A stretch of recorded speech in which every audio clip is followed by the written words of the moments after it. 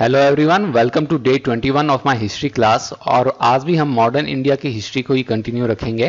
तो आइए आज की क्लास को स्टार्ट करते हैं बिना टाइम वेस्ट किए। तो देखते हैं आज का पहला question. Which one of the following events immediately followed the revolt of the sipahis in 1857? निम्न में से कौन सी घटना 1857 में सिपाहियों के विद्रोह के तुरंत बाद हुई थी? A, agitation against reduction of age limits for entry into civil services, लोक सेवाओं में प्रवेश के लिए उम्र में सीमा में कमी के विरुद्ध विद्रोह। B, peasant agitation against the indigo planters in Bengal, Bengal में नील के बागान मालिकों के विरुद्ध किसान विद्रोह। C, Kuki rebellion. या डी, संथाल इंसरेक्शन। तो इसका करेक्ट आंसर है आपका option number B, peasant agitation against the indigo planters in Bengal, Bengal में नील के बागान मालिकों के विरुद्ध किसान विद्रोह। तो ये आपका रेबिलियन हुआ कब था? ये हुआ था 1859-60 के अंदर। ये क्या था कि बंगाल के अंदर जो ब्रिटिश प्लांटर्स थे ये किसानों को फोर्स कर रहे थे कि वो इंडिगो प्लांट करें, और ऐसे टर्म्स इन्होंने रखे थे जो कि किसानों के लिए अनफेवरेबल थे बहुत ज्यादा। तो इसलिए ये रेबिलियन स्टार्ट हुआ था आपका। Maulana Abul Kalam Azad started an Urdu weekly, the Al Hilal, in 1912, but on its being banned by the government, he founded at Al Bagha in नहीं आएगा। मौलाना अबुल कलाम आजाद ने 1912 में उर्दू साप्ताहिक द अल हिलाल की शुरुआत की थी, लेकिन सरकार के द्वारा इस पर प्रतिबंध लगाने के बाद उन्होंने कहा ये अल बलाग की स्थापना कब की थी? तो ये आपको ध्यान होगा, मैंने बताया था अल हिलाल स्टार्ट हुआ था 1912 में और इससे 1914 में 1914 में बंद कर दिया था। तो 1914 में ही मौलाना अबुल कलाम आजाद ने आपका स्टार्ट कर दिया था अपना दूसरा न्यूज़पेपर अल बलाग। अल बलाग जो था 1914 के अंदर, जैसे मैंने बताया, स्टार्ट किया, और ये 1916 के अंदर इसको भी बंद करा दिया गया था। अल हलाल आपको ध्यान होगा, जैसे मैंने आपको बताया था किस लिए इसको बंद करा था, क्योंकि ये गवर्नमेंट का क्रिटिक था जो कि ये ब्रिटिश गवर्नमेंट को फिर अनईजी कर रहा था, और ये मुस्लिम्स को ये अर्ज कर रहे थे ये कि आप इंडिया के फ्रीडम स्ट्रगल को ज्वाइन करें। तो इसलिए इन्होंने फिर इसको बंद कर दिया, और इन्होंने फिर नया स्टार्ट किया, उसको भी फिर ये बंद कर दिया। बंद ये इस बार इसलिए हुआ क्योंकि इनको फिर ये रांची के अंदर जब ये प्रेजेंट सेंटेंस जब इन्हें सर्व करना पड़ा तब ये बंद हो गया।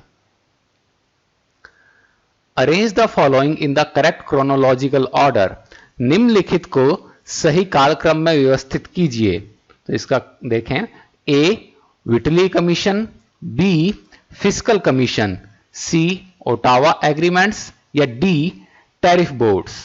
तो अपने देखें, सबसे पहले आपका आया था फिस्कल कमीशन, यह आया था आपका आई गेस 1919 के अंदर। फिर आपका आया था टैरिफ बोर्ड, यह आपका आया था 1923 या 24 के अंदर। ये फिस्कल कमीशन की रिकमेंडेशन पे ही टैरिफ बोर्ड आया था। फिर आपका आया था विटली कमीशन। विटली कमीशन आपका आया था 1929, विटली कमीशन। और आपका फिर आया ओटावा एग्रीमेंट्स, ये आपके आए थे 1932 के अंदर। तो आपका BDAC देखें, बी तो अच्छा 3 में है, DCAC, ठीक है, आपका बी ऑप्शन इसका हो गया करेक्ट आंसर। आप यहां पे डेट्स देख सकते हैं जो मैंने बताई थी वही हैं। High courts were established in Calcutta, Bombay and Madras in, Calcutta, Bombay तथा मद्रास में उच्च न्यायालयों की स्थापना कब की गई थी? तो वो आपकी की गई थी 1861 के अंदर। ये 1861 के अंदर high courts of India act आपका जो पास हुआ था उसके अंडर ये आपके इसके अंदर एस्टेब्लिश किए गए थे हाई कोर्ट्स। इनको इनॉग्रेट जो किया गया था ये 1862 के अंदर किया गया था। ठीक है, तो ये कंफ्यूज मत होइएगा आप लोग। Which one among the following statements regarding बाल Gangadhar Tilak is not correct? बाल गंगाधर तिलक के संबंध में निम्नलिखित में से कौन सा कथन सही नहीं है? A, he set up the home rule league at Poona, उन्होंने पुना में होम रूल लीग की स्थापना की थी, ये तो सही है। दूसरा, he supported the age of consent bill, उन्होंने सहमति की उम्र विधेयक का समर्थन किया था। पता नहीं, देखते हैं इसको। He propounded the theory of the arctic home of the Aryans, उन्होंने आर्यों का मूल निवास स्थान टिक है इस सिद्धांत का प्रतिपादन किया था, तो ये भी सही है। He founded the anti cow killing society, उन्होंने गोहत्या विरोधी संस्थान की स्थापना की थी, ये भी सही है। तो ये आपका रॉन्ग क्या हो गया, ये। तो फिर मतलब कि आपका ऑप्शन नंबर बी है जो कि इनके रिगार्डिंग सही नहीं है, बाल गंगाधर तिलक के। तो आपका करेक्ट आंसर है ऑप्शन नंबर बी। ये एज ऑफ कंसेंट बिल क्या था? एज ऑफ कंसेंट बिल के अंदर ये था कि आपकी जो गर्ल चाइल्ड थी, इनकी जो कंसेंटुअल जो मतलब कि मैरिजेबल या सेक्स की जो एज थी वो 10 से बढ़ा के 12 कर दी गई थी इस बिल के अंदर। और उससे अगर नीचे वाली के अगर आपके साथ अगर कोई सेक्सुअल कॉन्टैक्ट बनाते थे तो उससे फिर that was considered tantamount to rape even if with consent. तो ये वो बिल था। चलिए next, Which of the following reform movements was the first to be started in the 19th century? निम्न में से कौन सा सुधार आंदोलन 19वीं सदी में शुरू होने वाला पहला आंदोलन था? तो ये आपका देखें, ए प्रार्थना समाज, बी ब्रह्मो समाज, सी आर्य समाज या डी रामकृष्ण मिशन। तो अपने देखें आपका ये प्रार्थना समाज जो था ये स्टार्ट हुआ था 1867 में, ब्रह्मो समाज आपका स्टार्ट हुआ था 1828 में, आर्य समाज आपका स्टार्ट हुआ था 1875 में, और रामकृष्ण मिशन आपका स्टार्ट हुआ था 1897 में। ये 1897 है, कुछ मुझ हो गया थोड़ा। तो आप देख सकते हैं इसमें से सबसे पहला आपका स्टार्ट हुआ था ब्रह्मो समाज। ये किसने स्टार्ट किया था? ये किया था राजा राम मोहन रॉय ने। प्रार्थना समाज आत्माराम पांडुरंग, आर्य समाज स्वामी दयानंद सरस्वती और रामकृष्ण मिशन स्वामी विवेकानंद। देख सकते हैं आप यहां पे इन डेट्स को भी। अब who among the following drafted the resolution of fundamental right for the Karachi session of Congress in 1931? निम्न में से किसने 1931 में कांग्रेस के कराची अधिवेशन के लिए मौलिक अधिकारों के प्रस्ताव को तैयार किया था? A Pandit Jawaharlal Nehru, B doctor Rajendra Prasad, C doctor B R Ambedkar या डी सरदार वल्लभ भाई पटेल। सरदार वल्लभ भाई पटेल आपको ध्यान होगा ये इसके यहां पे प्रेसिडेंट रहे थे उस टाइम, ठीक है, लेकिन इन्होंने ये ड्राफ्ट नहीं किया था, ड्राफ्ट किया था पंडित जवाहरलाल नेहरू ने। ठीक है, ये जो थे इसके अंदर क्या था, ये फंडामेंटल राइट्स तो बताए थे कि जो कि सिविल लिबर्टीज को प्रोटेक्ट करेंगे। इसके साथ जो ये पहली बार इस रेजोल्यूशन के अंदर जो चीजें दी गई थी वो थी कि जो सोशियो इकोनॉमिक प्रिंसिपल या राइट्स जो इंडियन स्टेट्स जिनके साथ स्टिक रहे वो, और वो क्या थे सोशियो इकोनॉमिक प्रिंसिपल्स या राइट्स, वो थे एक तो प्रोटेक्शन फॉर इंडस्ट्रियल वर्कर्स, दूसरा ये जो चाइल्ड लेबर है उसको फिर ये एबॉलिश करना, तीसरा ये प्राइमरी एजुकेशन मुफ्त में देना, और चौथा था आपके प्रोटेक्शन करना एग्रीकल्चरल लेबर्स का। ठीक है, और इस रेजोल्यूशन के अंदर ये आप देखेंगे कि जो इंटॉक्सिकेटिंग ड्रिंक, जो कि नशे वाली जो भी ड्रिंक्स या ड्रग्स जो भी थे उनको भी ये प्रोहिबिट करने का इसके अंदर था। तो ये गांधीयन प्रिंसिपल होते थे। गांधी जी क्योंकि नशे के खिलाफ काफी रहते थे तो ये गांधीयन प्रिंसिपल से हम इन्फ्लुएंस मानते हैं। यहां तक कि गांधी जी ये भी कहते थे कि जो वीमेन है they should start picketing the liquor shops. तो आइए चलिए देखते हैं next question. Who said none will believe that a man like this in body and soul ever walked on this earth? तो यहाँ पे ये थोड़ा सा क्वेश्चन में हिंदी के ट्रांसलेशन में एरर था तो इसे इग्नोर करिए। यहाँ पे मैं प्रॉपर बता देता हूं। किसने कहा था कि कोई भी ये विश्वास नहीं करेगा कि इस धरती पर ऐसा व्यक्ति हार्ड मास में कभी कोई आया भी था? तो ये थोड़ा सा ये चेंज है स्टेटमेंट, माइनर सा, लेकिन जिसने पढ़ा होगा वो ये पहचान लेगा किसने कहा था। तो आइए देखें ऑप्शंस क्या है हमारे। एक तो है Bertrand Russell, B Leo Tolstoy, C Albert Einstein या डी खान अब्दुल गफार खान। तो अपना करेक्ट आंसर है इसका option number C Albert Einstein. Albert Einstein ने यह कहा था generations to come will scarce believe that such a one as this ever in flesh and blood walked upon this earth. Albert Einstein ने ये lines जो कही थी ये गांधी जी के 75th बर्थडे पे कही थी। ये अपने मिसकंसेप्शन रहता है कि एल्बर्ट आइंस्टाइन ने ये इनके एसेसिनेशन पे कहा था, ऐसा नहीं कहा था। ये थोड़ा सा क्वेश्चन के अंदर एरर था। ये एक्चुअली में इनके 75th बर्थडे पे कहा था। इन 1944 एल्बर्ट आइंस्टाइन ने ये लाइंस कही थी। हाँ, एल्बर्ट आइंस्टाइन गांधी जी से इंस्पायर्ड थे, काफी मतलब इंप्रेस थे। द स्वदेशी shipping corporation in India was founded by, Bharat में स्वदेशी नौ परिवहन निगम की स्थापना किसके द्वारा की गई थी? ए चिदम्बरम शर्मा, बी दादा भाई नौरोजी, सी जमशेदजी टाटा या डी चिदम्बरम पिल्लाई। तो इसका करेक्ट आंसर है आपका option number D Chidambaram Pillai. इन्होंने फाउंड किया था स्वदेशी स्टीम नेविगेशन कंपनी SSNC। ये वन ऑफ द फर्स्ट ये जो इंडिजिनस इंडियन शिपिंग कंपनीज थी जो कि अपने इंडियन इंडिपेंडेंस मूवमेंट के ड्यूरिंग इसे फाउंड किया गया था। ये स्टार्ट हुई थी 1906 में बाय VO चिदम्बरम पिल्लाई। ठीक है, ये किस लिए इन्होंने फाउंड की थी? ताकि ये कंपीट कर सकें ब्रिटिश मोनोपोली की। ये कौन सी कंपनी की? British Indian steam navigation company BISNC। इसके ये मोनोपोली के अगेंस्ट कंपीट करने के लिए इन्होंने इसको फाउंड किया था, लेकिन कुछ सालों में ये लिक्विडेट हो गई थी company. The first to come and the last to leave India इंडिया वर। भारत में सबसे पहले आने वाले तथा सबसे अंत में जाने वाले कौन थे? A the Portuguese, B the French, C the English या डी द डच। तो इसका करेक्ट आंसर है आपका ए द पोर्चुगीज। ये आपके आए थे 1498 में जब वास्को डा आए थे कैलिकट में, और गए थे ये 1961 में जब गोवा को लिबरेट हमने किया था।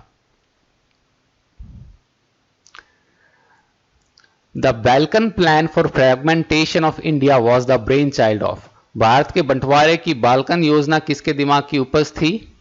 ए Winston Churchill, B Lord Mountbatten, C VP Menon या डी मोहम्मद अली जिन्ना।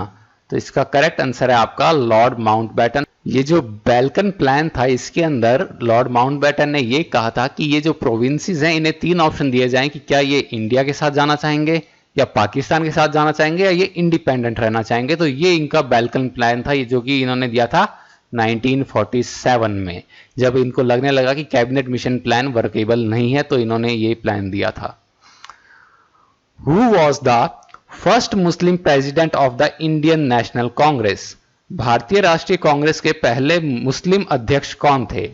ए मोहम्मद अली जिन्ना, बी बदरुद्दीन तैयबजी, सी सर सैयद अहमद खान या डी अबुल कलाम आजाद।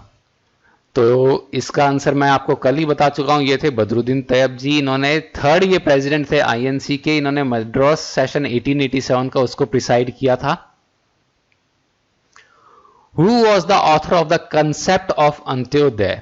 अंत्योदय की अवधारणा के लेखक कौन थे? ए सर अरबिंदो, बी जयप्रकाश नारायण, सी विनोबा भावे या डी महात्मा गांधी। तो ये हैं आपके आचार्य विनोबा भावे। इनका अंत्योदय का मतलब है अपलिफ्टमेंट ऑफ द लास्ट, सबसे आखिरी जो है उसका आप अपलिफ्टमेंट कीजिए। तो इसकी थ्योरी के अकॉर्डिंग क्या है कि जो सबसे नीचे जो है, सबसे लोवेस्ट जो लोग हैं उनका आप अपलिफ्टमेंट कीजिए, उसके साथ साथ क्या ऊपर वालों का अपने आप अपलिफ्टमेंट हो जाएगा। ये जो परकोलेशन जो मॉडल है उसका जस्ट ऑपोजिट है। परकोलेशन मॉडल के अंदर क्या माना जाता है कि आप टॉप से आप अगर कुछ ना कुछ बेनिफिट देना स्टार्ट करेंगे, ठीक है, तो वो नीचे ट्रिकल डाउन होता जाएगा, नीचे के लेवल तक आपका पहुंच जाएगा। लेकिन ये उल्टा चल रहा था, ये कह रहा था नीचे से स्टार्ट कीजिए, ये ऊपर तक पहुंच जाएगा। Who was the last governor general of India. Bharat का अंतिम गवर्नर जनरल कौन था? तो देखिए, इंडिपेंडेंट इंडिया के अपने फर्स्ट गवर्नर जनरल थे लॉर्ड माउंटबेटन, ठीक है, और लास्ट थे अपने इंडिया के गवर्नर जनरल ये सी राजगोपालाचारी यानी कि राजा जी। ये आपके थे last governor general. Who established the Paramdham Ashram. Paramdham आश्रम की स्थापना किसने की थी? ए महात्मा गांधी, बी बाल गंगाधर तिलक, सी आचार्य कृपलानी या डी आचार्य विनोबा भावे। तो ये हैं आपके आचार्य विनोबा भावे। इन्होंने एस्टैब्लिश किया था 1934 में on the bank of river Dham. The first viceroy and last governor general of British India was. British Bharat का पहला वायसराय तथा आखिरी गवर्नर जनरल, यहां पे आखिरी लिखा ही नहीं क्या, गवर्नर जनरल कौन था? तो वो आपको ध्यान है, वो था आपके Lord Canning. What is the correct chronological order of the following events? निम्नलिखित घटनाओं का सही कालक्रम कौन सा है? पिट्स India act, north regulating act, Cornwallis code. तो अपने देखें इसके अंदर सबसे पहले आपका आया था नॉर्थ रेगुलेटिंग एक्ट। ये आपका आया था ये 1773 के अंदर। फिर आपका आया था पिट्स इंडिया एक्ट, यह आपका आया था 1784 में, और फिर आपका आया था कॉर्नवालिस कोड। कॉर्नवालिस कोड आपका आया था 1793 के अंदर। 213 आपका है ऑप्शन नंबर डी। ये देख सकते हैं आप यहां पे डेट्स को। The split between the extremists and moderates came up in the open at the Surat Congress session in the year. कौन से वर्ष में कांग्रेस और के सूरत अधिवेशन में चरमपंथी तथा नरमपंथियों के बीच टूट सबके सामने आ गई? तो वो थी आपका सेशन हुआ था सूरत का 1907 और इसको प्रिसाइड किया था रास बिहारी घोष ने। चलिए next question. Which one of the following was closely associated with Mahatma Gandhi? निम्न में से कौन महात्मा गांधी के बेहद करीब से जुड़े हुए थे?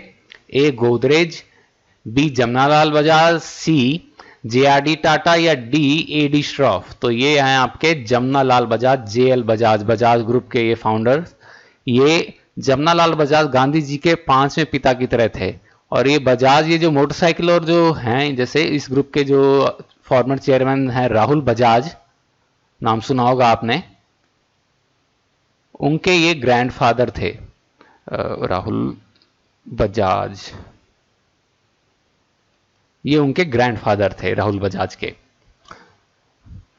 The Kuka movement started in the mid 19th century in. Kuka आंदोलन 19वीं सदी के मध्य में कहां पे शुरू हुआ था? तो कुका आंदोलन आपका हुआ था, देखें, ए वेस्टर्न पंजाब, बी महाराष्ट्र, सी बंगाल या डी मध्य भारत? तो ये आपका था वेस्टर्न पंजाब। वेस्टर्न पंजाब का ये एक रिलीजियो पॉलिटिकल मूवमेंट था। वैसे Kuka movement religious plus political movement.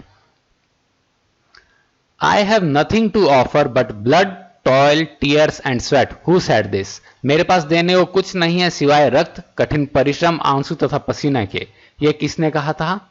ए महात्मा गांधी, बी माओ ज़ेडुंग, सी जवाहरलाल नेहरू या डी विंस्टन चर्चिल? तो इसका करेक्ट आंसर है आपका डी विंस्टन चर्चिल।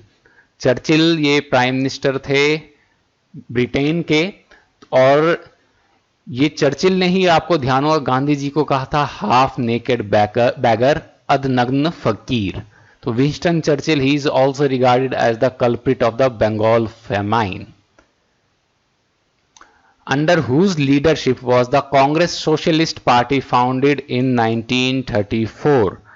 जो 1934 में कांग्रेस समाजवादी दल किसके नेतृत्व में सामने आया? तो वो आपने देखें, A option Jawaharlal Nehru and Mahatma Gandhi, B Acharya Narendra Dev and Jayaprakash Narayan, C Subhash Chandra Bose and PC Ghosh या डी सैफुद्दीन किचलेव एंड राजेंद्र प्रसाद? तो ये है आपका बी आचार्य नारायण देव एंड जयप्रकाश नारायण। ये कांग्रेस सोशलिस्ट पार्टी ये 1934 में फाउंड की गई थी। ये एक सोशलिस्ट जो ग्रुप था, कॉकस सा था कांग्रेस पार्टी के अंदर, उन्होंने बनाया था। कौन कौन लोग थे इसके अंदर? जयप्रकाश नारायण, राम मनोहर लोहिया, नरेंद्र देव और मीनू मसानी। तो जो भी इंडियन सोशलिस्ट मेनली जो भी मिलेंगे आपको राम मनोहर लोहिया से काफी इंस्पायर्ड मिलेंगे। तो ये one of the true socialist थे इंडिया के, राम मनोहर लोहिया। तो ये इन्होंने फाउंड क्यों किया था? क्योंकि इन्हें लगता था कि ये जो गांधी जी का जो मिस्टिसिज्म है ये रैशनैलिटी से के आसपास भी नहीं, ये रैशनल नहीं है। और इन्हें लगता था कि ये जो कम्युनिस्ट पार्टी ऑफ इंडिया ये सेक्टेरियन है। तो इन्होंने फिर खुद का अपना एक ग्रुप बनाया। विच of the following revolutionaries was a professor of Sanskrit and philosophy in the Berkeley and Stanford University and died in Philadelphia? निम्न में से कौन से क्रांतिकारी बर्कले तथा स्टैनफोर्ड विश्वविद्यालय में संस्कृत तथा दर्शन के प्राध्यापक थे तथा उनकी मृत्यु फिलाडेल्फिया में हुई थी? ए श्यामजी कृष्ण वर्मा, बी तारकनाथ दास, सी लाला हरदयाल या डी भाई परमानंद? तो यह करेक्ट आंसर आपका सी लाला Hardayal. Next question. During whose viceroyship was the High Courts Act 1861 passed? किस वायसरॉय के काल में उच्च न्यायालय अधिनियम 1861 पारित किया गया था? A Warren Hastings, B Lord Cornwallis, C Lord Canning या डी लॉर्ड डलहौजी? तो इसका करेक्ट आंसर है आपका option number C, Lord Canning. What was the dominant feature of the Mopla's uprising? Mopla विद्रोह की मुख्य विशेषता क्या थी? A. Peaceful agitation, B. Fleeing from Malabar या मालाबार से भागना, C. Use of Islam for ideological mobilization, वैचारिक लामबंदी के लिए इस्लाम का प्रयोग, या D. All of the above। तो इसका करेक्ट आंसर है आपका option number C, use of Islam for ideological mobilisation. ये मोपला अपराइजिंग ये क्या था? ये 1921 के अंदर हुआ था कि ब्रिटिश कॉलोनियल रूल और जो फ्यूडल सिस्टम के अगेंस्ट तो स्टार्ट हुआ था, लेकिन बाद में ये हिंदू मुस्लिम कम्युनल राइट्स के अंदर टर्न हो गया था और गांधी जी ने इसको बहुत ही स्ट्रॉन्ग वर्ड्स के अंदर क्रिटिसाइज किया था। ये भी एक वन ऑफ द फैक्टर्स था कि ये क्विट इंडिया मूवमेंट के अंदर गांधी जी ने देखा कि ये कैसे लोग वायलेंट हो रहे हैं। Who was popularly known as Nana Saheb? Nana Saheb के नाम से कौन जाने जाते थे? A. Bajirao one, B. Balaji Bajirao, C. Balaji Vishwanath, या डी. माधवराव। तो ये करेक्ट आंसर है आपका बालाजी बाजीराव। ठीक है, बालाजी बाजीराव पेशवा जो थे, इन्हें नाना साहेब कहते थे। ये अपॉइंट हुए थे पेशवा इन 1740, जब इनके पिता पेशवा बाजीराव फर्स्ट जो थे उनकी डेथ हो गई थी, और इनके टेन्योर में छत्रपति खाली एक फिगर हेड सा ही रह गया था, एक रबर स्टैंप ही रह गया था, उसके पास ज्यादा पावर नहीं रही थी। ये पेशवा मेन फिर पावरफुल हो गए थे। तो ये जो था ये एडमिनिस्ट्रेशन शिवाजी का, इसका ये रहा था कि ये 2 पावर सेंटर इन्होंने कर दिए थे ये पेशवा को, तो फिर एंड में ये पेशवा पावर सेंटर बहुत ज्यादा पावरफुल हो गया। तो ये एक बेसिक ये रहती है आइडियोलॉजी कि आप कभी भी 2 पावर सेंटर मत होने दीजिए। दूसरा पावर सेंटर वरना विद टाइम पावरफुल हो जाता है और फिर आपकी पावर रिड्यूस हो जाती है, आपके लिए एक थ्रेट रहते हैं। Which one of the following revolts was made famous by Bankim Chandra Chatterjee in his novel आनंद मठ? निम्नलिखित में से कौन सा विद्रोह बंकिम चंद्र चटर्जी ने अपने उपन्यास आनंद मठ के माध्यम से प्रसिद्ध किया था? A. Bhil uprising, B. Sanyasi rebellion, C. Rangpur and Dinapur uprising, या D. Bishnupur and Birbhum rebellion. तो इसका करेक्ट आंसर है आपका बी. सन्यासी रेबिलियन। जो आपका सन्यासी रेबिलियन था, ये क्या था? सन्यासियों और फकीर जो थे उनका जो थी एक्टिविटीज, रेवोल्यूशनरी एक्टिविटीज बंगाल के अंदर जो हुई थी against East India Company in 18th century, उसका ये रेबिलियन था। आनंद मठ के अंदर इसके बारे में जिक्र किया गया था। आनंद मठ 19th सेंचुरी में पब्लिश हुई थी। ईयर कौन सा था? 1882। इसके अंदर ये पब्लिश हुई थी बाय बंकिम चंद्र चट्टोपाध्याय, और इस बुक के अंदर ये आपको मिलता है अपना national song Vande Mataram. In which session of the Indian National Congress did the historic union of Congress and Muslim League take place? भारतीय राष्ट्रीय कांग्रेस के किस अधिवेशन में कांग्रेस तथा मुस्लिम लीग का ऐतिहासिक मिलन हुआ था? ए. सूरत, बी. बॉम्बे, सी. कैलकाटा, या डी. लखनऊ। तो ये करेक्ट आंसर आपका डी. लखनऊ, क्योंकि लखनऊ ऐसी जगह थी जहां पे दोनों का एक सेशन हुआ था, जॉइंट सेशन दोनों पार्टीज का, और वहां पे ये एक लखनऊ पैक्ट किया गया था इंडियन नेशनल कांग्रेस और मुस्लिम लीग के बीच के अंदर। और ये प्रिसाइड किसने किया था लखनऊ सेशन? तो वो था आपके ए. सी. मजूमदार, अंबिका चरण मजूमदार, ए. सी. मजूमदार ने। Which pair among the following had the similar views during the national movement? राष्ट्रीय आंदोलन के दौरान निम्न में से किन 2 लोगों के दृष्टिकोण एक जैसे थे? A. Chittaranjan Das and Rajagopalachari, B. Mahatma Gandhi and Shaukat Ali, C. Chittaranjan Das and Motilal Nehru, या डी. सुब्रमण्यम भारती एंड बाल गंगाधर तिलक। तो इसका देखिए महात्मा गांधी और शौकत अली के कुछ टाइम तक तो सही रहे थे, बाद में फिर इन दोनों के विचार बहुत ही अलग हो गए थे। गांधी जी बहुत ही ज्यादा लिबरल थे और कोई भी गलत काम करते थे, कोई सी भी कम्युनिटी, गांधी जी उसको कंडेम कर देते थे। तो यहाँ पे गांधी जी और शौकत अली के बीच में डिफरेंसेस हो गए थे। तो गांधी जी का यही था कि अगर हिंदू गलत करेंगे तो भी मैं क्रिटिसाइज करूंगा, अगर मुस्लिम गलत करेंगे तो भी मैं उतने ही इक्वल टर्म्स में क्रिटिसाइज करूंगा। एनीवे, इसका करेक्ट आंसर आपका है फिर C. R. Das and Motilal Nehru. ये आपको ध्यान होगा इन दोनों ने 1923 के अंदर वो पार्टी भी बनाई थी, स्वराज पार्टी, और वो सी. आर. दास की डेथ के बाद वो डिसइंटीग्रेट हो गई थी। सी. आर. दास की डेथ हुई थी 1925 के अंदर। Who was the founder editor of the famous newspaper Kesari during the national struggle? राष्ट्रीय संघर्ष के दौरान प्रसिद्ध समाचार पत्र केसरी के संस्थापक संपादक कौन थे? ए महात्मा गांधी, बी जवाहरलाल नेहरू, सी लोकमान्य तिलक या डी लाला लाजपत राय। तो यह आपका सी लोकमान्य बाल गंगाधर तिलक, इन्होंने ये फाउंड किया था केसी न्यूज़पेपर 1881 के अंदर। Arrange the following in a chronological order of their establishment. निम्नलिखित को उनकी स्थापना के कालक्रम के अनुसार व्यवस्थित करें। तो देखते हैं इसके अंदर सबसे पहले आपका आई थी गदर पार्टी। गदर पार्टी आपकी आई थी और ये आपकी आई थी, यह था 1913। फिर इसके बाद आपकी आई थी कम्युनिस्ट पार्टी 1925 के अंदर। फिर आपकी आई थी HSRA 1928, Hindustan socialist Republic association. और फिर आपका आए थे कांग्रेस सोशलिस्ट पार्टी 1934। तो 1243 आपका है ए ऑप्शन। ये आप देख सकते हैं यहां पे डेट्स को। Which religious reformer of western India was known as Lokhitwadi. पश्चिमी भारत के किस धर्म सुधारक को लोकहितवादी के नाम से जाना जाता है? ए गोपाल हरि देशमुख, बी आरजी भंडारकर, सी महादेव गोविंद रानाडे या एमजी रानाडे जिसे कहते हैं, या डी बीजी तिलक बाल गंगाधर तिलक। तो यह है आपके गोपाल हरि देशमुख, ऑप्शन नंबर ए। ये थे Indian activist, thinker, social reformer और राइटर। कहां से थे ये? महाराष्ट्र से। एंड ये माने जाते हैं one of the most important figures of social reform movement in Maharashtra. Which act removed the legal recognition of slavery in India. किस अधिनियम ने भारत में दासता की वैधानिक मान्यता को समाप्त कर दिया था? A the act 11 of 1835, B the act 5th of 1843, C the charter act of 1833 या डी एक्ट ऑफ 1813। तो आपका करेक्ट आंसर है द एक्ट 5th ऑफ 1843। ये जो था इसको हम इंडियन स्लेवरी एक्ट भी कह देते हैं। इसने सारे के सारे जो ये स्लेवरी जो भी एसोसिएटेड जो इकोनॉमिक ट्रांजैक्शंस थे स्लेवरी से एसोसिएटेड, उनको आउटलॉ कर दिया था। Who was the first English president of the Indian National Congress? भारतीय राष्ट्रीय कांग्रेस के पहले अंग्रेज अध्यक्ष कौन थे?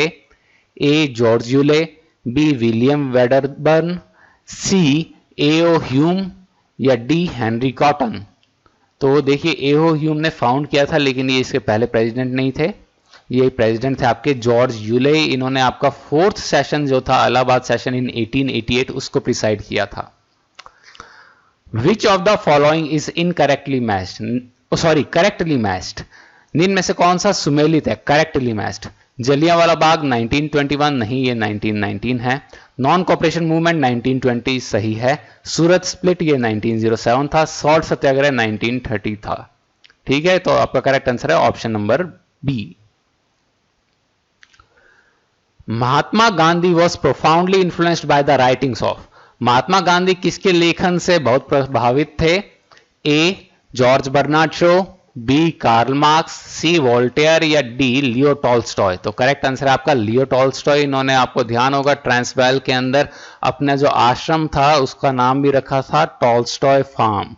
तो लियो टॉल्स्टॉय से एक बार ये जब इनिशियली मतलब जब साउथ अफ्रीका में थे ये, और इन्होंने थोड़ा सा इंटरेक्ट भी किया था, इनके कॉरेस्पॉन्डेंसेस भी एक्सचेंज हुए थे गांधी जी और टॉल्स्टॉय के बीच में जब टॉल्स्टॉय जिंदा थे। टॉल्स्टॉय ने कौन सी बुक लिखी है फेमस? War and piece. लेकिन गांधी जी कौन सी बुक से इंस्पायर्ड थे? The kingdom is with in you. जो टॉल्स्टॉय, थूरो और जॉन रस्किन, ये तीन थे, आप याद रखेंगे ये नाम, टॉल्स्टॉय, थूरो एंड जॉन रस्किन। इन तीनों की राइटिंग्स ने बहुत प्रभावित किया गांधी जी को। टॉल्स्टॉय की मैं बता चुका हूं, the kingdom is with in you. John Ruskin की थी अनटू द लास्ट, ये आपके, और थूरो के जो राइटिंग्स थी ऑन सिविल डिसोबीडियंस, उन्होंने गांधी जी को प्रभावित किया था। तो ये तीन थे जिन्होंने गांधी जी को ग्रेटली इन्फ्लुएंस किया था। गांधी जी इसका जिक्र अपनी ऑटोबायोग्राफी में भी करते हैं इन तीनों के नाम का। Gandhi ji first satyagraha campaign in India was started in. भारत में गांधी जी का पहला सत्याग्रह आंदोलन कहां शुरू हुआ था? कब शुरू हुआ था? तो वो था आपका 1917 के अंदर, चंपारण आपका हुआ था। ये था आपका पहला सत्याग्रह इंडिया में। Who is rightly called the father of local self government in India? Bharat में स्थानीय स्वशासन का जनक किसे कहा जाता है? तो वो आप देखें, A Lord Mayo, B Lord Ripon, C Lord Curzon या डी लॉर्ड क्लाइव। तो ये है आपका Lord Ripon, option number B. इन्हें क्यों कहा जाता है ये जनक? क्योंकि इन्होंने ये इंट्रोड्यूस किया था लोकल सेल्फ गवर्नमेंट को इन 1882। और लोकल सेल्फ गवर्नमेंट ये था, ये जो था first test of freedom for Indians थी। और ये कोई भी एक्ट नहीं था, ये एक रेजोल्यूशन था जो पास किया गया था 1882 के अंदर। ठीक है, तो ये भी चीज आप याद रखेंगे। देखें next question, the wrongly matched pair among the following is? निम्नलिखित में से कौन सा युग्म सुमेलित नहीं है? ए मोहम्मद अली जिन्ना खिलाफत मूवमेंट, खिलाफत तो आपको पता ही है कि इन्होंने स्टार्ट किया था, अली ब्रदर्स। तो ये पहला ही आपका हो गया जो सुमेलित नहीं है, करेक्टली मैच्ड नहीं है, A option Mohammad Ali Jinnah and Khilafat movement. ये बाकी सही है, Gandhi ji Dandi march, Subhash Chandra Bose forward bloc, sir Syed Ahmed Khan Aligarh. ठीक है।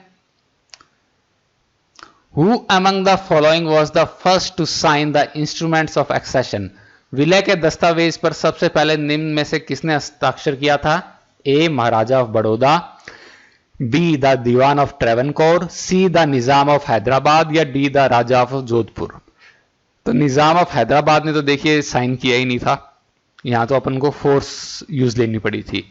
इसका करेक्ट आंसर है आपका द दीवान ऑफ ट्रेवनकोर। ये इंस्ट्रूमेंट ऑफ एक्सेशन किससे इंट्रोड्यूस किया गया था? ये एक डॉक्यूमेंट था जो पहली बार इंट्रोड्यूस किया गया था गवर्नमेंट ऑफ इंडिया एक्ट 1935 के द्वारा। इसको ये यूज लिया गया था कि ये जो भी प्रिंसली स्टेट्स थे उनको ये कि ये साइन करने के लिए कि ये पाकिस्तान ज्वाइन करना चाहते हैं या इंडिया ज्वाइन करना चाहते हैं, तो कौन सा डोमिनियन ज्वाइन करना चाहते हैं उसका आप इंस्ट्रूमेंट ऑफ एक्सेशन आप साइन कर लीजिए। The Indian Independence League was set up by? Indian Independence League की स्थापना किसके द्वारा की गई थी? A Rash Behari Bose, B Aruna Asaf Ali, C Jayaprakash Narayan या डी एस एम जोशी। तो इसका करेक्ट आंसर है ए Rash Behari Bose. Name the important French possession in India? Bharat में महत्वपूर्ण फ्रांसीसी उपनिवेश का नाम बताएं। ए गोवा, बी पुडुचेरी, सी दमन या डी कोचीन। तो गोवा तो देखिए हो नहीं सकता, करेक्ट आंसर वैसे आपका है पौंडीचेरी या पुडुचेरी। यहाँ पे अभी फ्रेंच एक ऑफिशियल लैंग्वेज ये बोली जाती है फ्रेंच, और काफी फ्रेंच सिटीजन वहां पे अभी मिल जाएंगे आपको। Which of the following proved to be the most short-lived of all the British constitutional acts of India? Bharat में सभी ब्रिटानी ये जो ब्रिटिश संवैधानिक अधिनियमों में से निम्नलिखित में से कौन सा सबसे कम समय तक रहा था?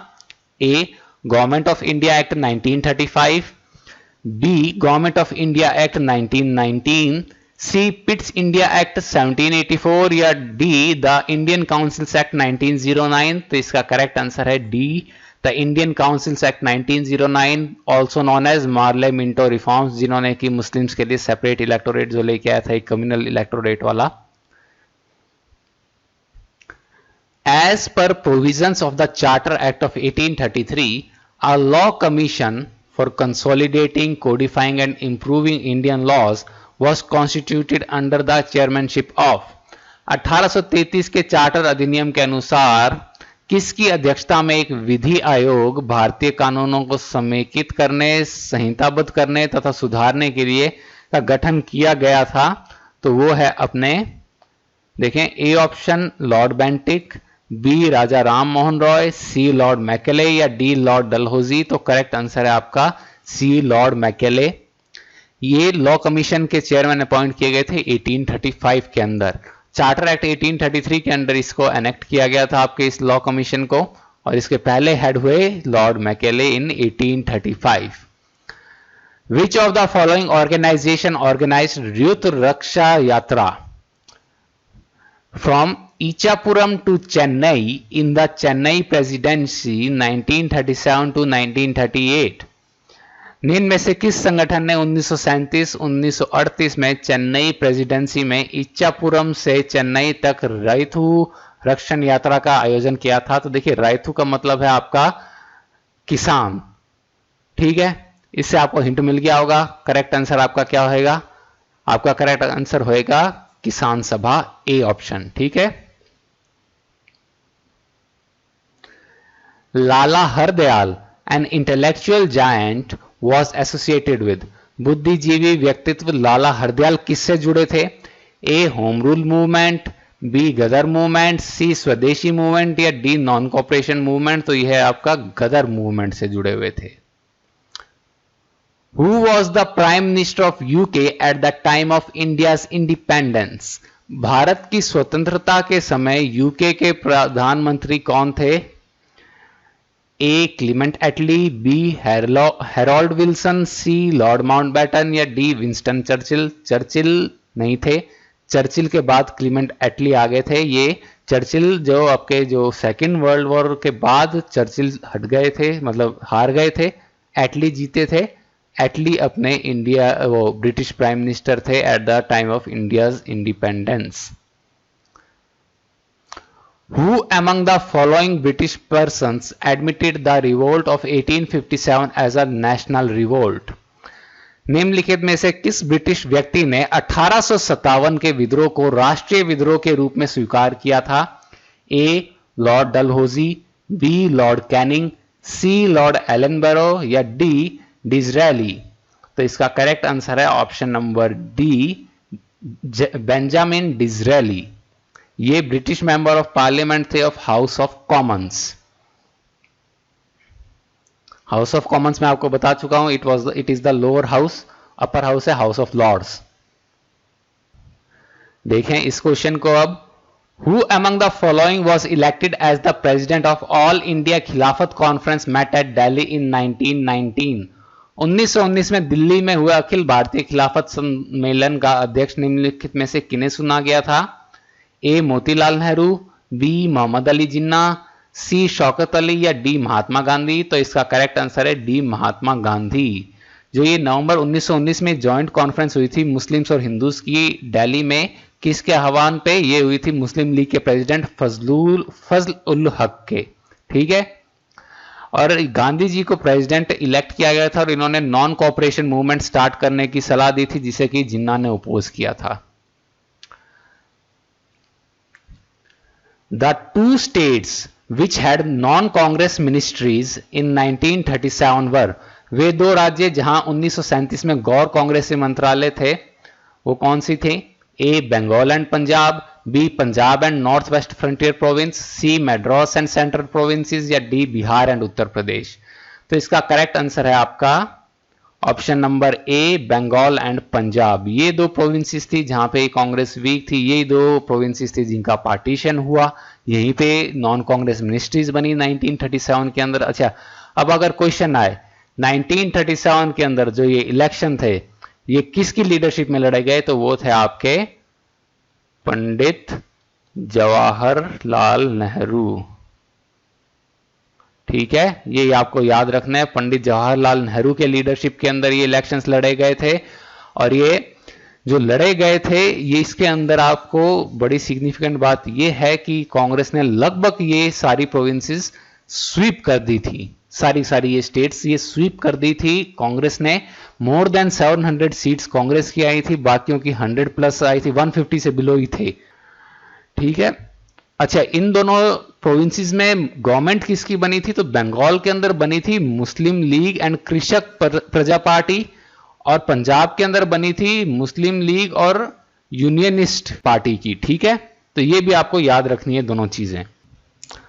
तो आज के हमारे 50 क्वेश्चंस खत्म हो गए हैं, लेकिन जाने से पहले इंपॉर्टेंट बात, कल के जो वीडियो था उसके अंदर किन्हीं स्टूडेंट की फिर ये आया कमेंट कि सर ये जो 991 जो क्वेश्चन नंबर था इस जिसमें पूछा था मैंने कि आपका जो नॉन कॉपरेशन मूवमेंट का रेजोल्यूशन कब आपका पास किया गया था, तो वो कह रहे थे कि कोई भी ऑप्शन करेक्ट नहीं है, वो नागपुर सेशन के अंदर हुआ था, और मैंने आंसर बताया था कैलकाटा सेशन। तो देखिए उन्हें थोड़ा सा कंफ्यूजन रहा होगा, लेकिन बात यह है, मैंने आप लोगों को पुराने वीडियोस में भी बताया था कि जो कैलकाटा का जो स्पेशल सेशन था उसके अंदर गांधी जी ने ये रेजोल्यूशन मूव किया था, ठीक है आपका।